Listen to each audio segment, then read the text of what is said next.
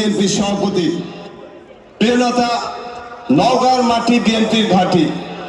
ইনশাল্লাহ আপনাকে এইটুকু আশ্বাস দিতে চাই, নওগাঁ জেলার ইনশাল্লাহ প্রতিটি আসনই আমরা আপনার হাতে তুলে দিতে চাই।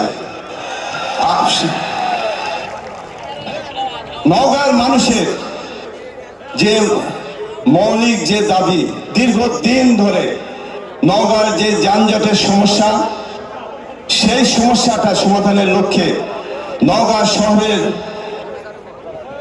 ভিতর দিয়ে যে রাস্তাটি গিয়েছে সেই রাস্তায় 4 লেন করতে হবে। এইটা নওগাঁ মানুষের সকলের দাবি। আজকে নওগাঁয় আমাদের বিগত 2005 সালে নওগাঁয় আপনি এখানে এসে আপনার সাথে কথা হয়েছিল নওগাঁয় গ্যাস দেওয়ার ব্যাপারে। আমি আপনাকে স্মরণ করে দিতে চাই সেই কথাটি, যে আপনি নওগাঁয় গ্যাস আনার জন্য প্রয়োজনীয় ব্যবস্থা করবেন। নওগাঁ মানুষের আরেকটি দাবি, সেইটি হলো নওগাঁর দক্ষিণ দিকে নওগাঁ শহর সম্প্রসারণের জন্য নওগাঁয় একটি বাইপাস সড়ক, দক্ষিণ দিকে একটি বাইপাস সড়ক নির্মাণ করতে হবে। আরেকটি জিনিস, সেইটি হলো নওগাঁয় খেলাধুলার ব্যাপারে জাতীয় পর্যায়ে আমাদের ফুটবলে, ক্রিকেটে, ভলিবলে এবং টেনিসে আমাদের কৃতিত্ব আছে।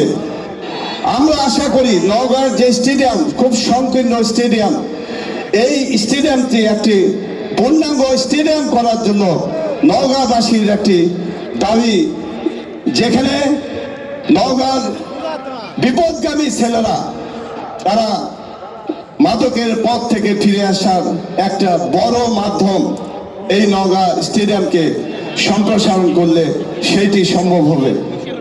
আর একটি জিনিস, নওগাঁয় আমাদের শিক্ষা শহর, আমাদের সব কিছুই আছে, কিন্তু নওগাঁয় যেটি প্রয়োজন, নওগাঁয় কৃষিপ্রধান শহর, কৃষিপ্রধান জেলা, এইখানে একটি কৃষি বিশ্ববিদ্যালয় করার খুবই জরুরি, যেখানে ধানের গবেষণা, আমের গবেষণা কেন্দ্র প্রয়োজন।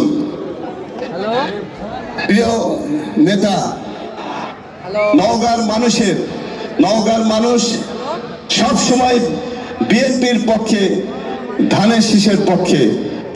আমরা আশা করব আপনি আমাদের এই কথাগুলো, এই দাবিগুলো, আল্লাহ যেন সবকিছু ঠিকঠাক রাখে, আপনি রাষ্ট্র ক্ষমতায় গেলে এই দাবিগুলি পূরণ করবেন, এই আশা রেখে আজকের সকলের এইখানে উপস্থিত হয়ে আমাদের এই জনসভাকে সাফল্যমণ্ডিত করার জন্য আমার পক্ষ থেকে সকলকে অভিনন্দন এবং ধন্যবাদ জানিয়ে আমার বক্তব্য শেষ করছি। ধন্যবাদ সবাইকে। ধন্যবাদ জাহিদুল ইসলাম দুলু ভাইকে। এ পর্যায়ে আপনাদের সামনে সংক্ষিপ্ত আকারে বক্তব্য নিয়ে আসছেন